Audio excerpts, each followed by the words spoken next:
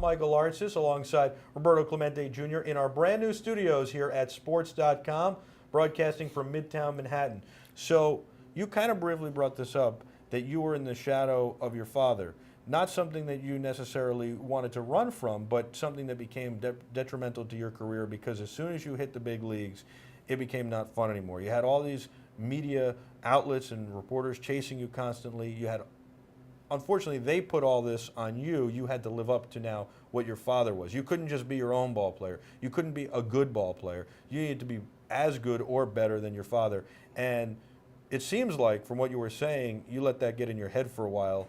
And how hard did it make it for you, and how miserable were you? Well, it was hard. It was very hard. One, because people forget that, I lost my father when I was 7 years old.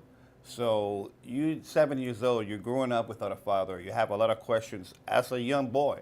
Normally, not about baseball, about life, and being able to just grow up. Just with a coach, and thank goodness for an uncle that took me to every practice, every game. Victor, he was there, but he was very different. He was not my father. He was, someone that would come and pick me up and just take me to the ballpark and then drop me off. It was very tough.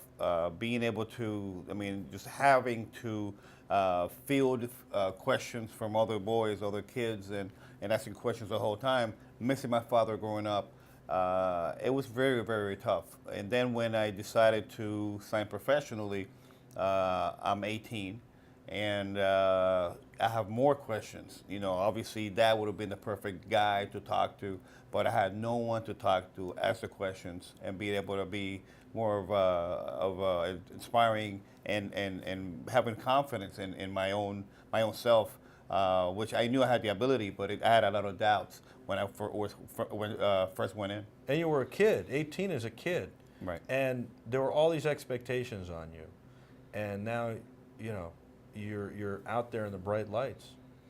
It was tough. It was really, really tough. The first 2 years was, it was not fun at all. I actually kind of let it go after that. Sandy and Lamar Sr.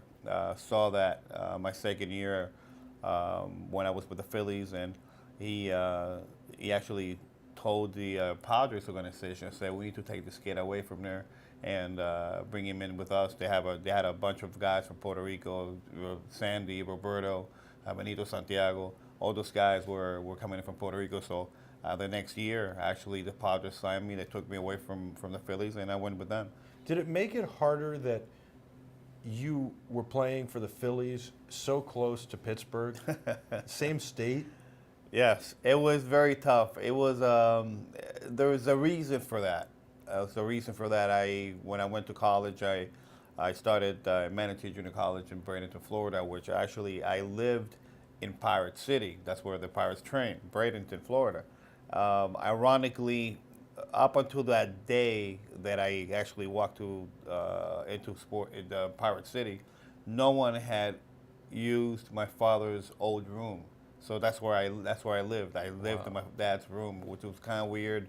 It was kind of neat because he was the last person to actually sleep on that bed. So that's the bed I slept on Dad's bed. That's pretty amazing. And I was doing well. I was getting ready to be able to go to a 4-year after spending a couple years there in Manatee Junior College, and I was coming back every night from practice and getting to Pirate City, having dinner, and then going to the batting cages and eat, hit until like 11, 12 o'clock at midnight. Some of the guys will go and kind of start talking in the cages, and then they will get in and start hitting. Branch Rickey III was actually in charge of the minor leagues for the Pirates at the time, and he didn't like the fact that I was hitting with his players, even though I had nothing to do with them. But I was doing my job. I was trying to, work as hard as I could, and we had some words. I said, what's wrong with working out extra? If the guys want to work, I'm there. I have no problem with that at all. So We exchanged some words. I said, listen, I will never, if you're still here, I am not signing with you guys. So that's what happened. I had a report was done when I was 14 back in Puerto Rico. Luis Peraza was the scout. First day he saw me, our catcher was sick, so I caught both games. Went 7 for 7 that day and threw like 5 guys out. Not as a natural catcher, but it's an athlete. So it was kind of fun for him to come over and ask, how old are you? I said, I'm 14. I said, are you kidding me? I said, yeah, I'm 14 years old. He said, you're too young, but I'm going to do the report anyway. He sent that out to Philadelphia. And he actually followed me, and I went home for spring break, and we bumped into each other. He says, what are you doing? I said, I just came in from college, and I'm playing out in Florida. And he says, can you come to the ballpark tomorrow? I want to check you out. He did a one-on-one tryout, if you will. And he called Philadelphia the same afternoon. General manager came down 3 days later, and I was signed. I was signed right then and there. I never went back to Florida, so I went to spring training that year. That's pretty amazing. That's a great story. This is sports.com. Give us a call, 347-480-1724.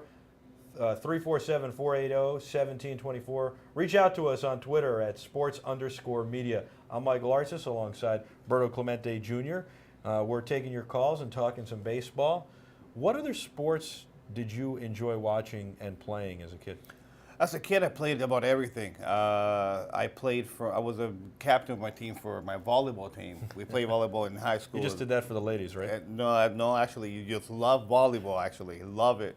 I played basketball. I ran track. I ran marathons. I did it all. I played soccer. I even boxed a little bit growing up. But I always had to do something. My brother, for example, Luis, he was more into music.